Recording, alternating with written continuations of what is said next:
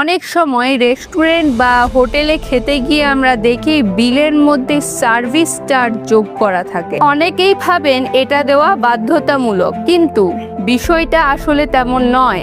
ভারতের central consumer protection authority স্পষ্টভাবে জানিয়েছে, রেস্টুরেন্ট বা হোটেল কোনোভাবেই গ্রাহকের ওপর সার্ভিস চার্জ বাধ্যতামূলকভাবে চাপাতে পারে না। এই সার্ভিস চার্জ সম্পূর্ণ ভলান্টারি, অর্থাৎ আপনি চাইলে দিতেও পারেন আবার নাও দিতে পারেন। অর্থাৎ আপনি যদি আপনার বিলে সার্ভিস চার্জ দেখতে পান, তাহলে গ্রাহক হিসাবে আপনি বিল থেকে সেই সার্ভিস চার্জটিকে রিমুভ করতে বলতে পারেন।